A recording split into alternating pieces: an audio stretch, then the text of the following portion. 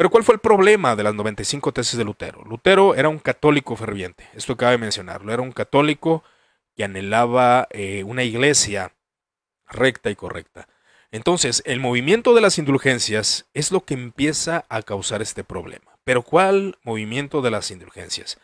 La predicación de aquellas indulgencias que fueron mandadas por León X con la finalidad de adquirir fondos para construir la Basílica de San Pedro suponía un despliegue espectacular en Alemania, así comisarios, subcomisionarios, predicadores a las órdenes del principal, con aquella ocasión de Juan Tetzel, que es el pregonador de las indulgencias, contadores, cobradores, fuerzas de orden y todo un cortejo de ayudantes animaban a las manifestaciones de devoción del pueblo, que acudía masivamente a lograr la ayuda para sus difuntos en el purgatorio, el perdón para adquirir indulgencias. Entonces, no tiene que extrañar en consecuencia que el sistema de indulgencias que fue apoyado de manera económica, la gente se les exhortaba a que compraran indulgencias, entre otros detalles, fue un sistema que fue duramente atacado no solo por Lutero, por algunos espíritus selectos, por predicadores autorizados, por humanistas y por hasta las quejas de la corte de Castilla, es decir, la iglesia española también estaba en contra, católicos estaban en contra de lo que se estaba haciendo, y no de la indulgencia en sí mismo. Por tanto, cuando en aquella circunstancia el ejército pacífico de la indulgencia llegó a las cercanías de Wittenberg y la población, a pesar de las prohibiciones aún del príncipe de Sajonia, Federico, que guardaba y exhibía en su iglesia un amplio y opulento tesoro de ellas, tesoros de indulgencias, tesoros de reliquias, corría la gente en masas a comprar las bulas. El fray Martín Lutero propuso, aquí va el punto, propuso la discusión académica de las 95 tesis, solamente eso, propuso una discusión académica del uso correcto de las indulgencias, verdadera controversia sobre las indulgencias, sobre su doctrina y sobre los abusos. Es muy importante que esto lo ponga en su mente. Sobre los abusos de la práctica que se estaba. Este es el punto focal del monje alemán católico que él reprobaba en sus tesis. De manera sencilla vamos a considerar 5 puntos de qué trataban estas tesis. Primeramente, el perdón que dan esas indulgencias es más elevado o igual que la cruz de Cristo, o igual que la cruz de Cristo. Yo creo que sería más bien lo que quiso Lutero expresar, que mucha gente, muchos predicadores le estaban dando el mismo poder a lo que es la indulgencia que la misma cruz de Cristo. Pero también enfatiza un segundo punto. El segundo punto es el uso correcto de las indulgencias. El abuso en la predicación de las indulgencias sería el tercer punto. La crítica al Papa que se estaba levantando por humanistas y aún por el mismo Lutero, pero lo hacía con una reverencia muy, muy impresionante. También el quinto punto serían asuntos políticos y económicos que implicaban un ataque a la iglesia alemana y sobre todo a Federico de Sajonia, quien apoyaba a Martín Lutero económicamente, fue el que fundó en 1505 lo que se conoce la Universidad de Wittenberg, una universidad muy nueva que apoyaba a Lutero, que tenía mucha simpatía por Lutero, y a Federico de Sajonia hay que atribuirle mucho, porque fue uno de los protectores principales de Lutero.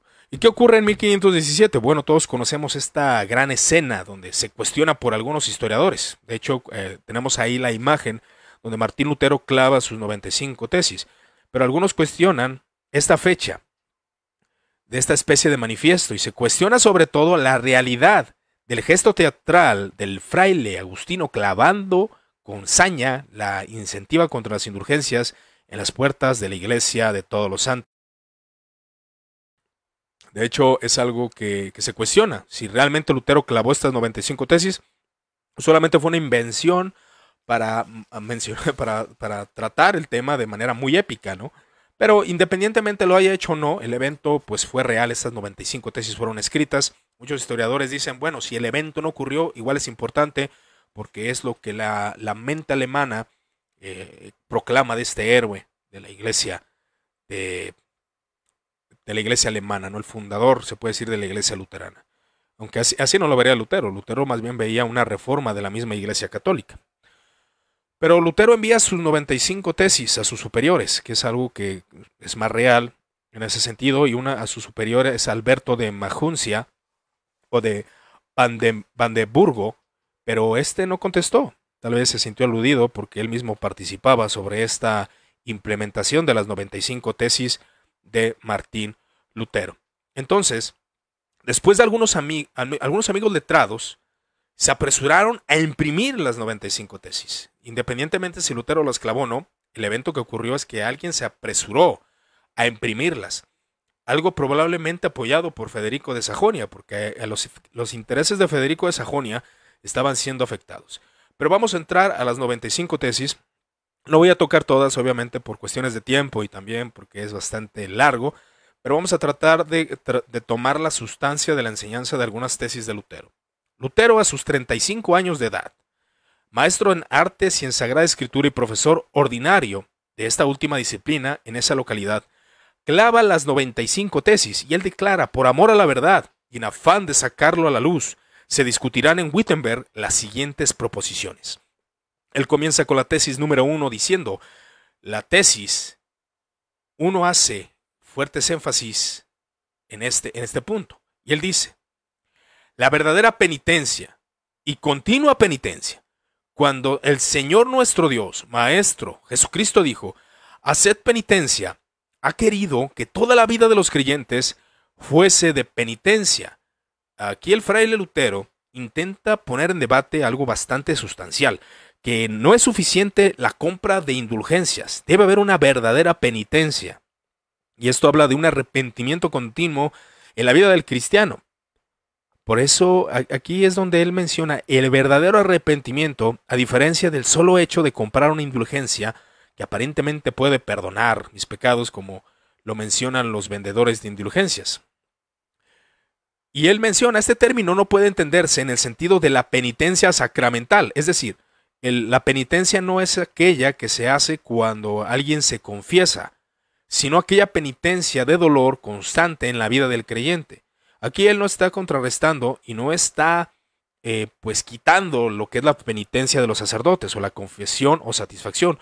Lutero no está anulando aquí el ministerio sacerdotal, pero sí dice, es necesario que el cristiano tenga un arrepentimiento continuo, es necesario que la vida del creyente vaya continuamente arrepintiéndose de sus pecados. Y Lutero dice, en la tesis número 3, sin embargo, el vocablo no apunta solamente a una penitencia interior, antes bien, una penitencia interna es nula si no obra exteriormente en diversas mortificaciones de la carne. Y esta tesis es muy importante. Aún dentro del catolicismo y dentro de cualquier sector cristiano, esta tesis es muy aplicable. La penitencia debe manifestarse en diversas mortificaciones de la carne. El punto focal es, sí, la indulgencia no es o no produce esa penitencia. La penitencia debe ser con un corazón honesto, un corazón sincero, que se arrepiente, y esa obra exteriormente se va a manifestar y mortificar la carne, un arrepentimiento genuino, afirma Lutero. Sin embargo, el vocablo no apunta solamente a una penitencia interior, antes es una penitencia interna, es nula y obra totalmente para mortificar la carne. Entonces, en consecuencia, la tesis 4 dice, en consecuencia subsiste la pena mientras perdura el odio al propio yo, ese odio que se obtiene por el arrepentimiento, por esa penitencia continua que el creyente tiene que tener, y después de haber hecho ese análisis de penitencia es cuando se confiesa directamente con el sacerdote, que es lo que dice Martín Lutero.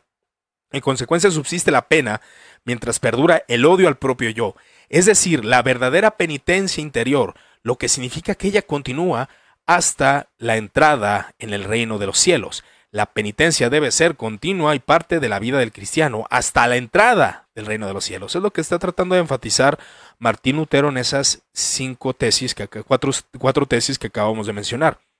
El punto focal de Martín Lutero está diciendo hasta la entrada en el reino de los cielos. Un arrepentimiento genuino, un arrepentimiento continuo. Que claro, él no estaba anulando, vuelvo a mencionar, aquí Lutero era rotundamente católico.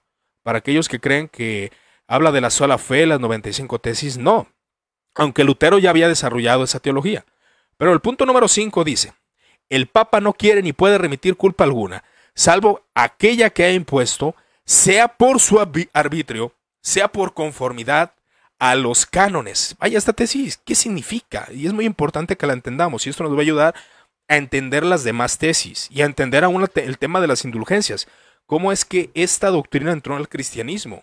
¿Cómo es que esta enseñanza está dentro de las filas del cristianismo? ¿Por qué? ¿Quién la introdujo? Y eso es muy importante.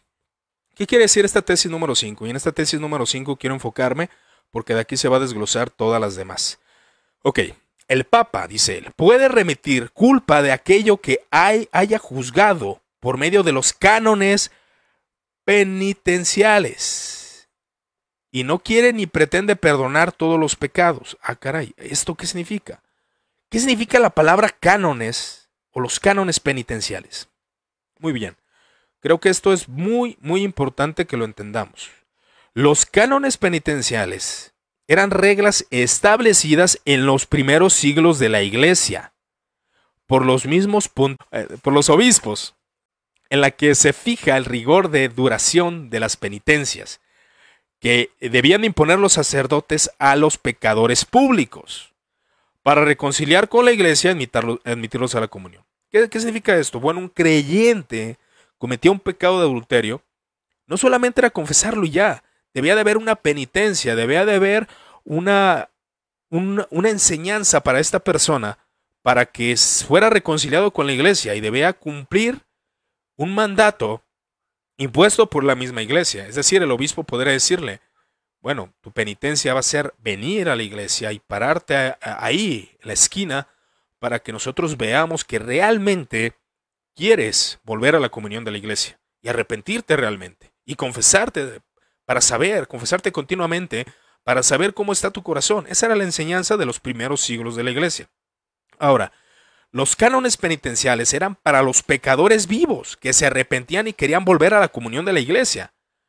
Algunos de estos cánones fueron formulados, de hecho nosotros vimos, y yo mencioné de hecho en la serie Concilios, Confesiones y Credos, los cánones del concilio visto en Ancira del año 314 y el concilio de Neocesarea y sobre todo el concilio de Nicea. Ahora, no estoy avalando estas reglas disciplinarias, yo creo que tenían un contexto, pero el concilio de Nicea estableció cuáles eran algunos elementos que el cristiano debía de cumplir con la finalidad de que pudiera volver al seno de la iglesia.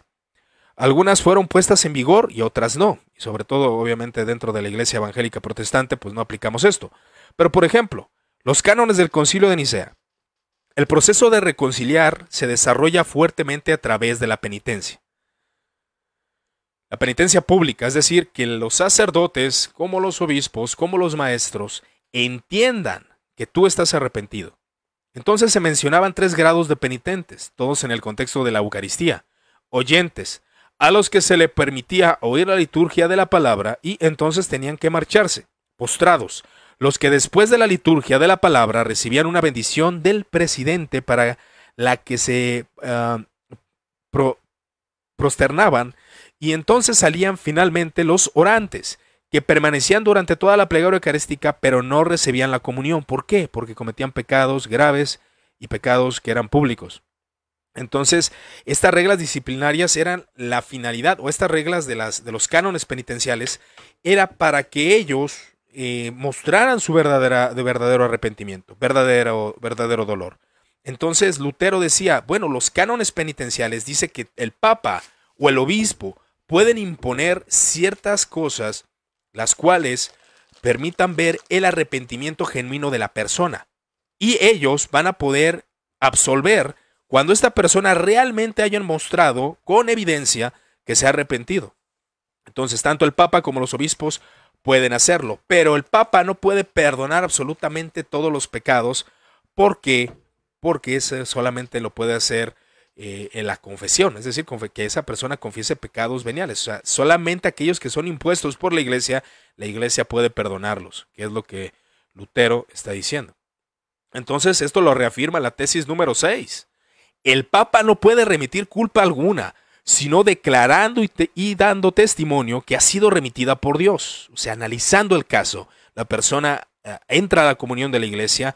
Las leyes de derecho canónico, que son muy importantes, tomemos en cuenta que la iglesia estaba fundada bajo un derecho canónico, bajo reglas del Estado y todo esto, y eran reglas que se debían de seguir para que las personas pudieran entrar a la iglesia de la institución de la iglesia.